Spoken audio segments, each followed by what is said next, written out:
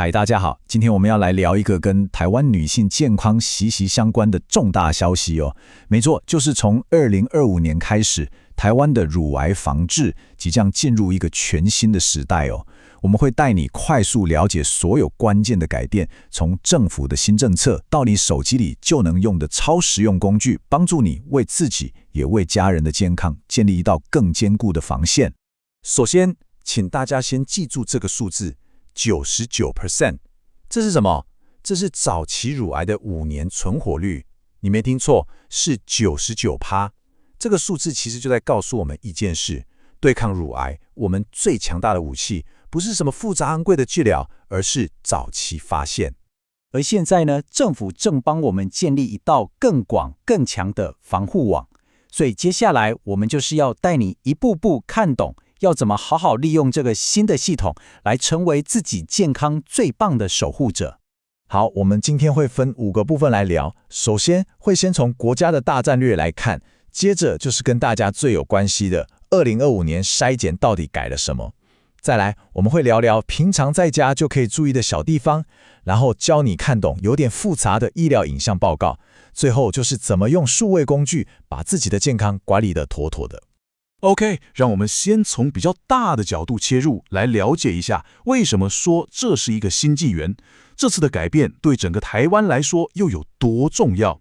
这一切其实都来自一个叫做健康台湾的国家级大战略，它的目标非常明确，也很有企图心哦。那就是希望在2030年以前，把癌症的死亡率降低1/3。而要达到这个目标，乳癌防治绝对是其中最关键的一块拼图。你可能会想说，做个筛检真的有这么厉害吗？数字会说话，国际研究都证实了，只要规律的去做筛检，就可以把乳癌的死亡风险一口气降低41%，同时发现的时候是晚期的几率也少了30%。你想想看，这每一个百分比背后，代表的都是一个个宝贵的生命跟家庭。好，那了解国家的大方向之后，接下来就是最实际也跟你我最有关系的部分啦。从2025年开始，这个筛检政策到底具体有哪些改变呢？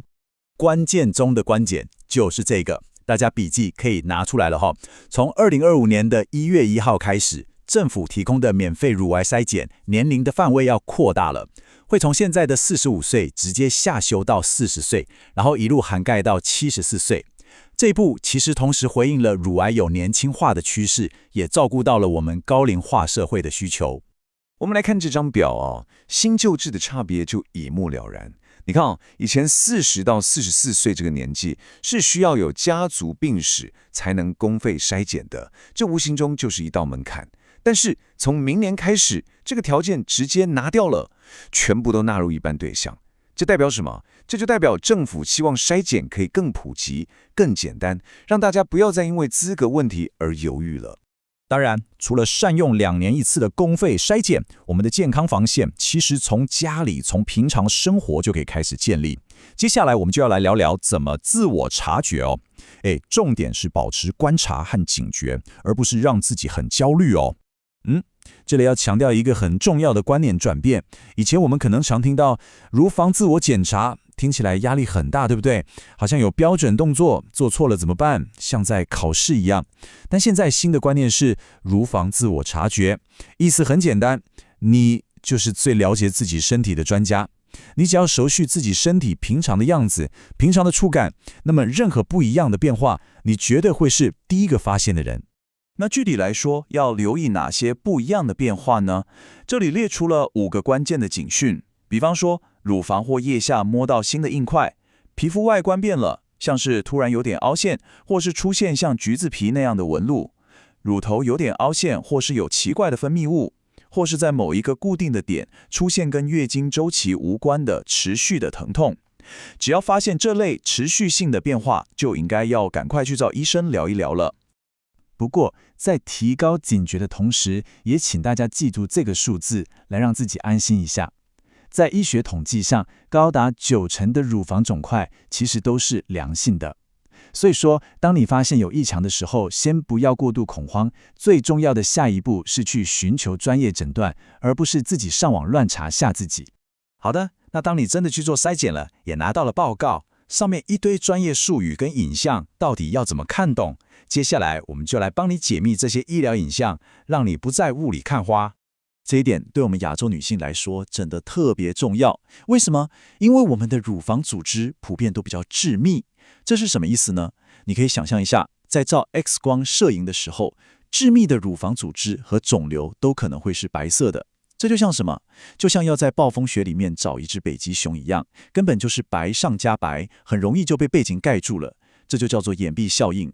那超音波呢？它就像是另一种探测器，能很有效率地分辨出哪里是组织，哪里只是水泡或硬块。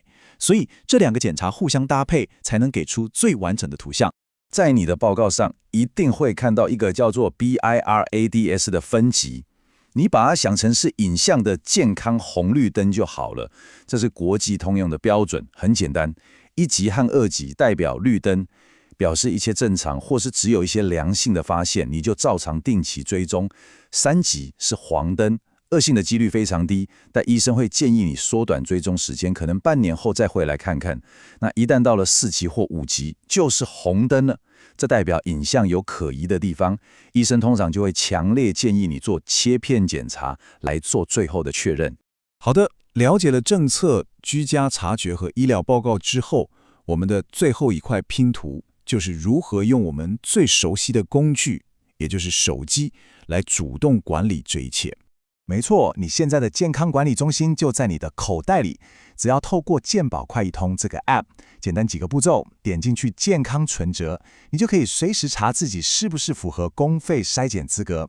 它会提醒你下次什么时候该检查，现在还能直接看到你过去的影像检查报告，所有记录一手掌握，就再也不怕忘记了。当然啦，除了一般性的筛检，对于一些高风险的朋友来说，我们可能还需要更精准的预防策略。比方说，如果你家族里有好几位亲人得过乳癌或卵巢癌，或者他们都很年轻就确诊了，甚至有男性亲人得乳癌的病史，那这可能就跟一种遗传性的 BRCA 基因有关。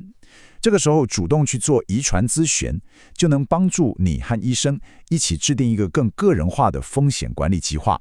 讲了这么多，我觉得最后这句话可以说是今天所有内容的核心，那就是早期发现不是运气，而是您对自己生命的主动负责。哇，这句话说的真好，对不对？它其实就是在提醒我们，健康的主导权一直都在我们自己手上。今天我们从国家的政策一路聊到个人的自我察觉，再到手机里的数位工具。现在你手上已经掌握了最新的资讯和方法，可以为自己的健康建立一道更强大的防线。所以回到这个最重要的问题，知道了这一切之后，你的下一步会是什么呢？